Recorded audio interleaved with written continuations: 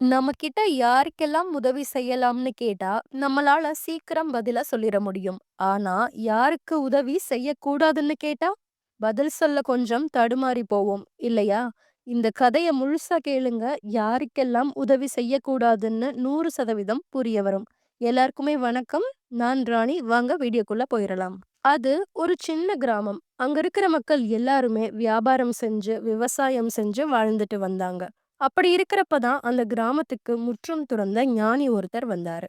அவர் இந்த நாட்டுல போகாத கோவில் கிடையாது, செய்யாத தவமும் கிடையாது. அதனால அவருக்கு வரங்கள் தர்ற அளவுக்கு சக்தியும் இருந்துச்சு. இவ்ளோ சக்தி வாய்ந்த ஞானி அவங்களோட கிராமத்துக்கு வந்தது இந்த கிராம மக்களுக்கெல்லாம் பெரிய அதிர்ஷ்டம்னு கார்த்திகேயன் தன் நண்பனான சோம்நாத் கிட்ட சொல்லிட்டு இருந்தான். அதோட வந்திருக்கிற ஞானிட்ட போய் ஆசீர்வாதம் வாங்குனா நம்ம செஞ்ச பாவம் எல்லாம் போயிரும்னும் கார்த்திகேயன் சொல்ல, சோம்நாத் அவன் நண்பன் சொன்ன எதையுமே ஒரு பொருட்டாவே எடுத்துக்கல. அது மட்டும் இல்லாம இப்படி சொல்லவும் செஞ்சான். என்னடா சொல்ற?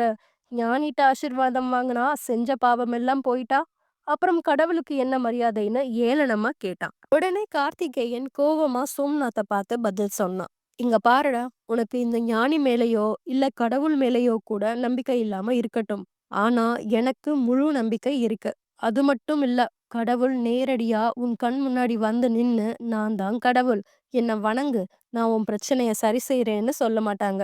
கடவுள் சில நேரம் மனுஷங்க ரூபத்துல, சில நேரம் விலங்குகள் ரூபத்துல, இதோ இப்போ வந்திருக்காரே இந்த ஞானி ரூபத்துல கூட வந்திருக்கலாம். நம்ம கிராம ஊர்ஜனங்க எல்லாம் ஞானிய பார்த்து ஆசீர்வாதம் வாங்கிட்டு இருக்காங்க.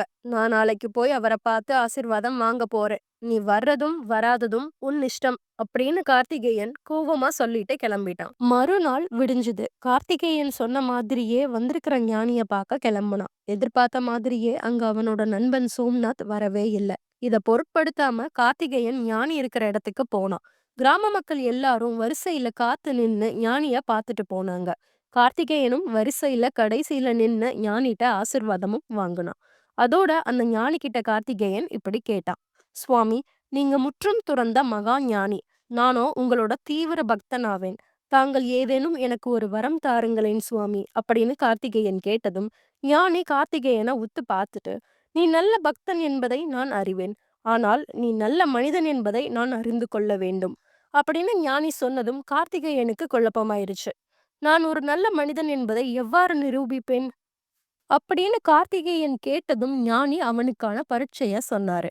உனக்கு நான் வரம் தர வேண்டுமெனில் நாளை முதல் 21 நாள் முடியும் வரை மாமிசம் உண்ணாது, நாளுக்கு ஒரு வேளை மட்டும் பத்திய சாப்பாடு சாப்பிட்டு தினமும் கோவிலுக்கு சென்று இறைவனை தரிசித்து வர வேண்டும். 21 நாள் கழித்து என்னிடம் திரும்பி வா. உன்னை பார்த்து நான் என் ஞான திருஷ்டியில் அறிந்து கொண்டு உனக்கு வரம் தருகிறேன் அப்படின்னு ஞானி சொன்னதை கேட்டு கார்த்திகேயன் ரொம்ப சந்தோஷமா சரிங்க சுவாமின்னு ஞானிய கும்பிட்டுட்டு வந்தான். கார்த்திகேயன் நடந்ததையெல்லாம் சோம்நாத் கிட்ட சொன்னான். நமக்கு தான் ஏற்கனவே தெரியுமே சோம்நாத் எப்படியும் நடந்த விஷயத்தையெல்லாம் பெருசா எடுத்துக்க போறதில்லைன்னு. அதே மாதிரிதான் கார்த்திகேயனா இந்த 21 நாள் பரீட்சையெல்லாம் நம்பி செய்யாத, உனக்கு எதுவும் கிடைக்க போறதில்லன்னு சொன்னான்.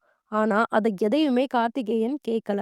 அடுத்த நாள்ல இருந்து அந்த ஞானி சொன்ன மாதிரியே விடியற் காலையிலேயே எழுந்து குளிச்சு கோவிலுக்கும் போயிட்டு வந்தான். அதோட எந்த ஒரு மாமிசத்தையும் சாப்பிடாம நாளுக்கு ஒரே ஒரு வேளை மட்டும் பத்திய சாப்பாட சாப்பிட்டு அந்த 21 நாட்களையுமே நல்லபடியா விரதம் இருந்து முடிச்சான். கார்த்திகேயன் தனக்கு ஞானி வரம் தரப்போற நாள்னு ரொம்ப சந்தோஷத்தோட அவரை மறுபடியும் பார்க்க போனான். ஒரு பெரிய ஆலமரத்து அடியில ஞானி தவம் பண்ணிட்டே இருந்தாரு. அப்போ அவரோட தவத்தை கலைக்க கூடாதுன்னு அவர் தவம் பண்ணி முடிக்கிற வரை கார்த்திகேயன் அங்கேயே அமைதியா காத்துட்டு இருந்தான். ஞானி இப்போ அவரோட தவத்துல இருந்து கண்முழிச்சு கார்த்திகேயனை பார்த்தாரு. கார்த்திகேயனை பார்த்த ஞானி ஒரு சின்ன புன்முறுவலோட முதல் வார்த்தையை இப்படி சொன்னாரு. உனக்கு வேண்டிய வரங்களை கேள் அப்படின்னு. அதை கேட்டதுமே கார்த்திகேயனுக்கு ஒரே மகிழ்ச்சி. அவனோட உடம்பெல்லாம் புல்லரிச்சுது. சுவாமி, எனக்கு ரொம்ப சந்தோஷமா இருக்கு. நீங்க சொன்ன மாதிரியே விரதத்தை கடைபிடிச்சிட்டேனே, எனக்கு அதுவே மன நிறைவு கொடுக்குது. நான் உங்கள்ட்ட 2 வரங்கள கேட்கலாமா சாமி? அப்படின்னு கார்த்திகேயன் ஞானிட்ட கேட்க, ஞானியும் அதுக்கு சரி கேள்ன்னு சொன்னாரு. சுவாமி, முதல் வரமாக நானும் என் மனைவி பிள்ளைகளும் நோய் நொடியின்றி, பசி கொடுமையின்றி, ஆரோக்கியத்துடன், நல்ல ஆயுளுடன் வாழ வேண்டும். முதல் வரமாக கேட்டது போல் நீயும் உன் குடும்பமும் நோய் நொடியின்றி நீண்ட ஆயுளுடன் வாழ்வீர்கள். இப்பொழுது உன் 2வது வரத்தை கேள் அப்படின்னு ஞானி சொன்னதும் கார்த்திகேயன் இப்படி கேட்டான். சுவாமி, யாரேனும் பொருட்செல்வம் வேண்டி என்னிடம் உதவி கேட்டால் என்னால் அவருக்கு செல்வம் தந்து உதவ முடிய வேண்டும் அப்படின்னு கேட்டான். அதுக்கும் ஞானி அப்படியே ஆகட்டும் அப்படின்னு சொல்லி கார்த்திகேயனை அனுப்பி வச்சாரு. நடந்த விஷயங்கள் அத்தனையும் கார்த்திகேயன் சோம்நாத் கிட்ட சொன்னான். என்னடா முதல் வரம் இது? உனக்கு பணத்தேவை ஏதும் இல்ல. அதனால எப்படியும் பசி கொடுமையெல்லாம் வரவே போறதில்ல. அப்புறம் உங்களுக்கு நோய் இயற்கையிலேயே வராம இருந்தாலும், அதுக்கும் அந்த ஞானியோட வரம் தான் காரணம்னு சொல்வியா? சரி, இந்த ஞானி உண்மையானவர்னா, அவர் குடுத்த இந்த வரங்களும் உண்மையானதுன்னா, எனக்கு இப்போ ரொம்ப பணத்தேவை இருக்குன்னு உனக்கு நல்லா தெரியும். உண்மையிலேயே நான் கஷ்டத்துல தான் இருக்கேன். எனக்கு உன்னோட 2வது வரத்த வச்சு கொஞ்சம் பண உதவி செய்ய முடியுமா? அப்படின்னு சோம்நாத் கேட்டதும், கார்த்திகேயன் அதுக்கு உடனே சரின்னு சொன்னான். சுவாமி, நான் இப்போ அந்த 2வது வரத்த பயன்படுத்திக்கிறேன். என் நண்பனுக்கு உண்மையிலேயே பணத்தேவை இருக்கு. அவனுக்கு வேண்டிய அளவு செல்வத்த நீங்க இப்போ அவனுக்கு கொடுக்கணும்.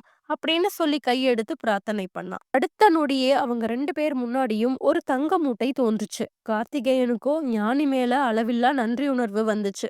சோம்நாத்தோ அங்க நடக்கிறது நிஜமா இல்ல பொய்யா அப்படின்னு தெரியாம திகைச்சு போய் நின்னான். ஒரு நிமிஷம் கழிச்சு நிதானத்துக்கு வந்த சோம்நாத், கார்த்திகேயா, என்னடா இது? நான் கூட அந்த ஞானி பொய்யானவர், நடிக்கிறார்ன்னு நெனச்சேன். பார்த்தா உண்மையிலே பணம் வந்துருச்சு. எனக்கு என்ன சொல்றதுன்னே தெரியலடா. நான் கேட்ட உடனே இந்த உதவிய செஞ்ச உனக்கு ரொம்ப நன்றி. அப்புறம் அந்த ஞானிய நம்பாம வீணா பழி போட்டதுக்கு என்ன மன்னிச்சிருடா.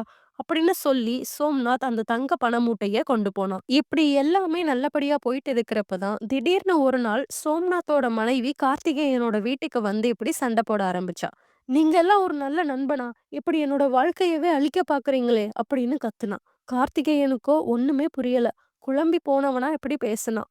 "என்னம்மா நீ பேசுற? நான் சோம்நாத்துக்கு நல்ல நண்பன் இல்லையா? அதோட உன் வாழ்க்கைய அழிக்கிறேனா? என்னம்மா சொல்ற? கொஞ்சம் புரியிற மாரி என்ன நடந்துச்சுன்னு சொல்லு." "இன்னும் என்ன நடக்கணும்னு? உங்க நண்பன் உதவின்னு கேட்டதும் பணத்த குடுத்துட்டீங்க. ஆனா, அவர் அந்த பணத்த வச்சு தொழில் தொடங்குனாரே தவிர, அதுக்கான உழைப்ப கொஞ்சம் கூட போடல. மட்டுமா, பணம் கையில இருக்குன்ற திமிர்ல கூடா நட்ப வேற வளர்த்து, தினமும் இப்போ குடிப்பழக்கத்துக்கும் அடிமையாயிட்டாரு. இந்த பணத்த எல்லாம் வச்சு முழுசா சாப்பிட்டாச்சு. கையில ஒரு பைசாவும் இப்போ இல்ல. ஆனா, அத பத்தி எல்லாம் கொஞ்சம் கூட நினைக்காம, கவலைப்படாம, கடன் மேல கடன் வாங்கி, இப்ப என்னையும், என் பிள்ளைகளையும் நடுத்தெருவுல கொண்டு வந்து நிறுத்திட்டாருன்னு. இதுக்கெல்லாம் நீங்களும் ஒரு முக்கிய காரணம்." அப்படின்னு சோம்நாத்தோட மனைவி அழுதுட்டே அங்க இருந்து போனா. கார்த்திகேயனுக்கு இப்போ உதவின்ற பேர்ல தான் எவ்ளோ பெரிய பாவத்த செஞ்சுட்டோன்னு தலையில கைய வச்சுட்டு அழுதாரு.